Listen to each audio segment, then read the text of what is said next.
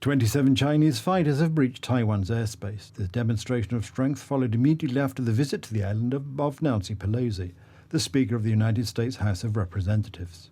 On 4th of August, the Army Forces of the Eastern Theater Command of the Chinese People's Liberation Army carried out long-range live-fire training in the Taiwan Strait and carried out precise strikes on specific areas in the eastern Taiwan Strait and achieved the expected results.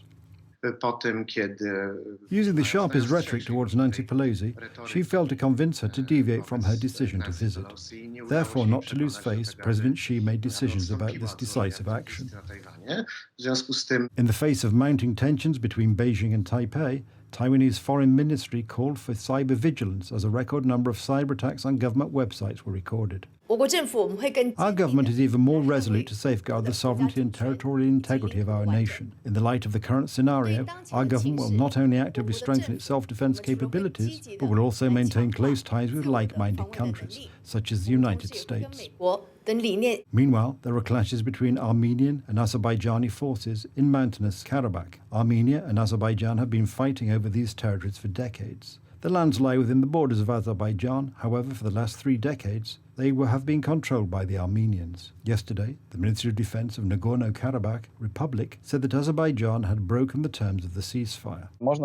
You can look at it from the perspective of Azerbaijan's relations with Russia and this perceived weakness of Russia. One can also look at it from a broader perspective, that of the very multifaceted puzzle of political relations between Turkey and Russia, one aspect of which is a conflict in the mountainous Karabakh. Another aspect is the planned Turkish offensive in North Syria, which Russia is opposing.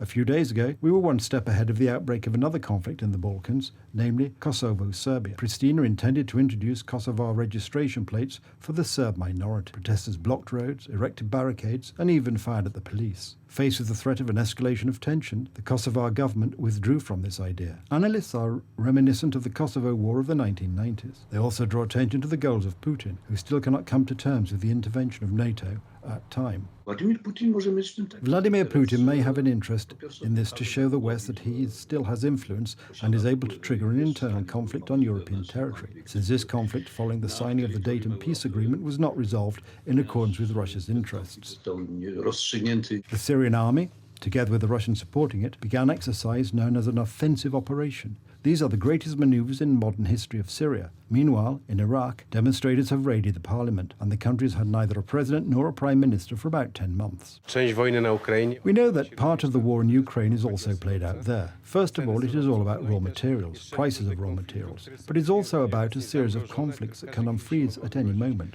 The issue of regulating northern Syria is one of its conflicts. The Damascus authorities have announced in the event of Turkish intervention in the area of Kurdistan, in the north of the country, they will react and will defend its territorial integrity. According to experts, the recurring conflicts may serve as a pretext for Russia to build new alliances. Russia is taking advantage of the international situation to perpetuate conflicts in other parts of the world in order to divert or distract attention focused on Ukraine at the moment. Beyond that, it seeks to build lasting alliances, as Serbia is such a potential or historically enshrined ally of Russia. The hot astronomical summer this year coincides with the hot period in geopolitics. In many parts of the world, a spark is enough today for another serious crisis to join the Russian invasion of Ukraine. According to experts, the Kremlin authorities will seek to initiate new conflicts in order to divert attention of Ukraine's political partners from the Russian invasion.